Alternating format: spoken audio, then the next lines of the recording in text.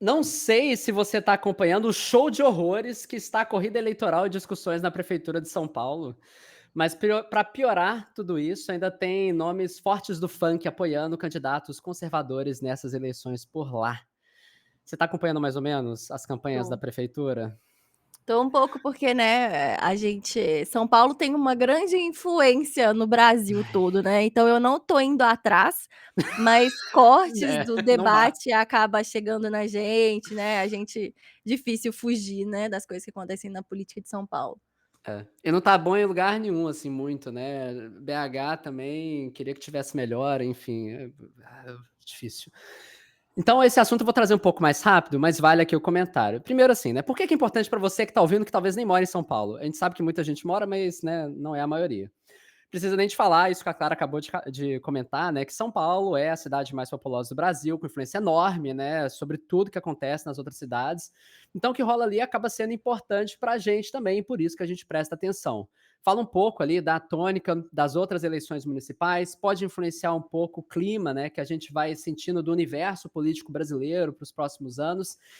E aí não precisa de falar, né, mas acaba sendo relevante para a gente. Daí, lendo sobre o assunto, eu vi primeiro um vídeo curto do Thiagson, né, eu já comentei dele aqui, que é doutorando em música e pesquisador sobre funk, comentando a situação das eleições e mais especificamente do apoio que 2 grandes empresários do funk estão dando formalmente para candidatos conservadores, né. No caso, ele fala do Rato da Love Funk, apoiando o Ridículo do Marçal, né, e o Rodrigo da GR6 apoiando o Ricardo Nunes.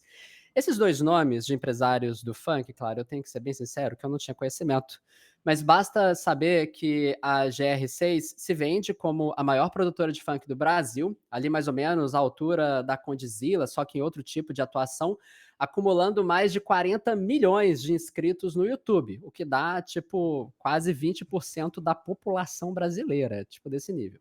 Enquanto a Love Funk acumula cerca de 12 milhões também lá no YouTube, né? Então, assim, não dá para ignorar a relevância dessas produtoras de funk diretamente sobre o impacto no público. E mais ainda quando a gente pensa no que tem de alcance fora do YouTube, né? E nas redes dos próprios artistas. O que, claro, se reflete em alcance de plataforma sobre o público, principalmente da periferia de São Paulo, pensando no funk como expressão muito frequente nesse panorama cultural.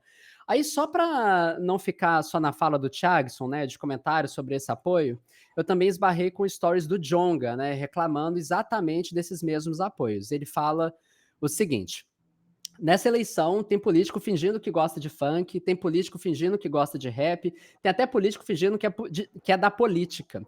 É bizarro pensar que nossa galera do funk e do rap tá simplesmente apoiando esses caras ou fingindo que não tá pegando nada. O rap, o funk, a música não são necessariamente relacionados à política institucional. Porém, o fato de ninguém ou quase ninguém falar nada que presta sobre isso nos últimos tempos e fingir que a gente mora na Europa porque a gente comprou uns carrinhos caros e umas correntinhas de ouro, responde muito ao momento que estamos vivendo na cultura. O vexame está aí, passa quem quer. Ou quem não pode abrir mão de alguns dinheiros. Ou seja, nada de novo, né? Que é esse gosto amargo aí de apropriação de símbolos por políticos conservadores de maneira descartável por um oportunismo eleitoreiro, sabe? E é isso, eu acho absurdo. Ainda mais pensando no Marçal e no Nunes, lá em São Paulo. Você tem algum comentário sobre.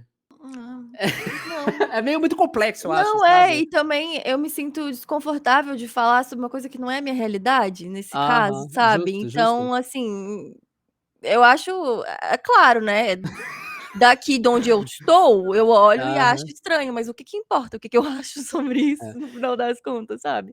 Eu fico eu sinto quase que eu não Interessante, tivesse direito de dar uma opinião sobre isso, sabe. justo.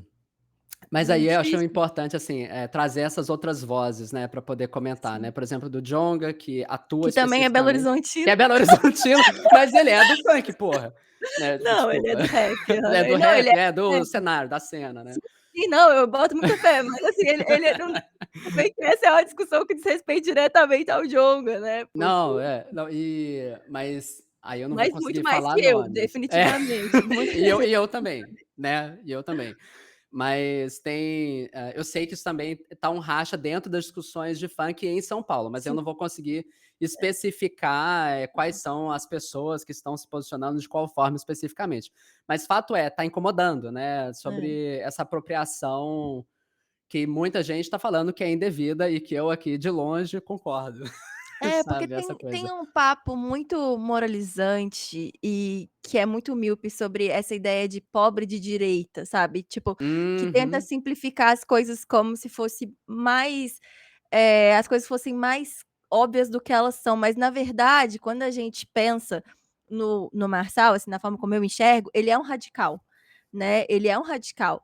E ele é um radical e ele promete transformação, ele promete mudança, Isso, né. é. Claro que não é o tipo de mudança que eu acredito, que não eu não compactuo em absolutamente nada com esse discurso, né, eu vejo que me parece muito, com muita força e muita evidência, que não é um discurso que se transforma em políticas que vão trazer mais igualdade social, Uhum. não é essa a questão, mas eu sinto que é muito paternalismo achar que a gente, de alguma forma, sabe o que que as pessoas deveriam, que tipo de discurso deveria mover as pessoas, sabe, assim? Então, tipo, eu Aham. acho defendendo, pelo amor de santo Cristo. Eu tenho medo das pessoas que não me conhecem. Gente, eu abomino tudo, tudo que o Marçal representa. Todo o machismo, o gol, né, enfim, eu vou entrar em tudo nessas questões, mas, tipo assim, toda essa dinâmica com a comunidade, né, todas essas questões que a gente histórico dele, tipo, é uma pessoa, a forma como ele se comunica em debate, que ele se porta, acho absolutamente abominável. Eu nunca votaria, nunca votei em ninguém parecido com ele.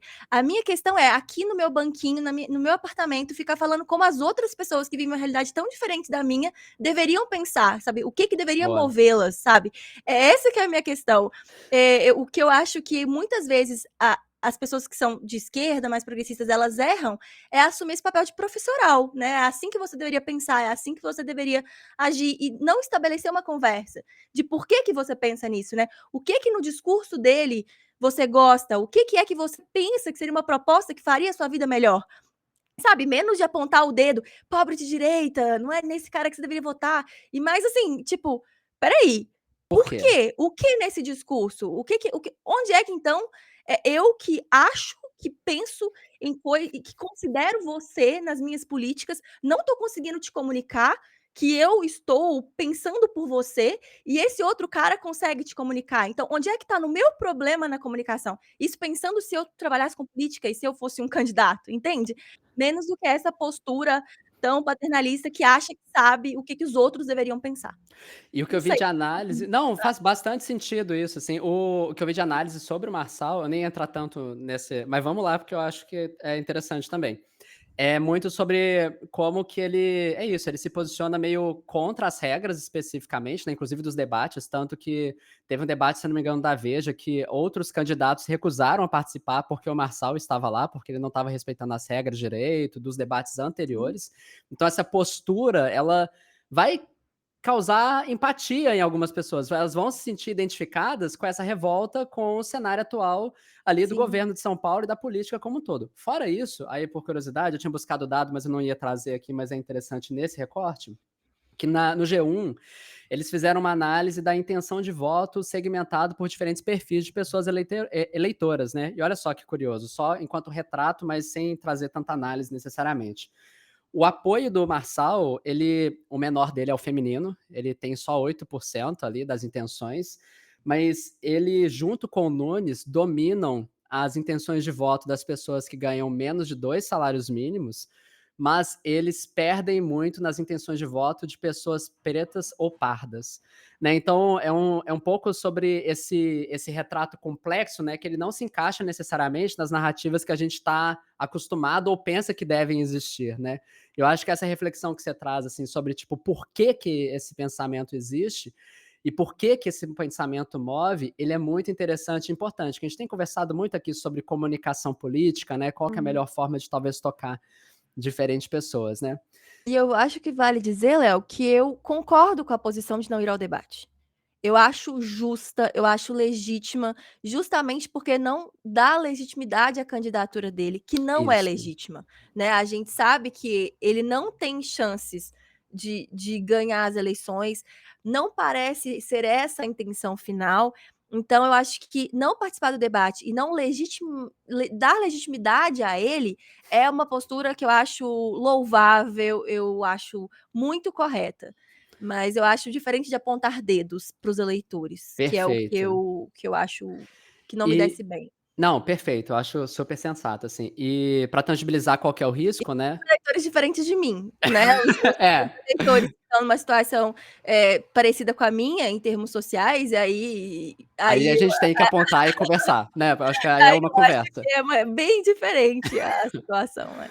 É, boa. E aí só para tangibilizar o que que é o risco do Marçal especificamente, né, hoje liderando a corrida eleitoral, a gente tem o Boulos e o Nunes, né, que estão tecnicamente empatados ali com 20 alguma coisa por cento. Abaixo, com cerca de 14%, tem o Marçal e o Datena. Depois disso tem a Tabata, acho que com 7, e a moça do Novo por último, que eu esqueci a porcentagem dela.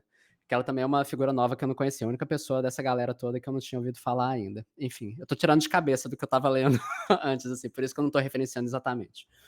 Mas aí a gente fica pensando, né, sobre esse porquê das pessoas sentirem esse apoio, né? Eu acho que vai além do simples só o eleitor decidindo, né, o que que vai, mas todo esse ecossistema cultural mesmo de influências que a gente está imerso, né? Porque é muito doido, assim, porque representatividade, aí voltando sobre esse apoio formal desses empresários do funk, né? Representatividade é um rolê muito importante, né? Porque quando a gente fala de formação de opinião e mídia de forma geral, a representatividade, ela é o que desenha o que a gente se permite pensar ser sobre nós mesmos e a gente se permite opinar. E eu me incluo nisso, né? Tipo, quando eu me vejo, porque eu me vejo muito, né? Sou um homem branco, hétero, cis, etc.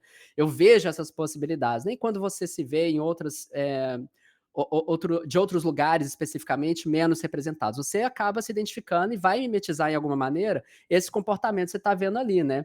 Então, as pessoas que puxam essa representatividade acabam ditando indiretamente o que e quem são as pessoas que a gente admira, o que influencia muito a nossa própria percepção de mundo. Aí, quando uma pessoa famosa ou com influência apoia políticos que claramente marginalizam e operam contra o seu público, ou pelo menos dessa perspectiva distanciada que a gente está, o que acontece é um apoio meio autodestrutivo, né? Quando pensando na própria comunidade.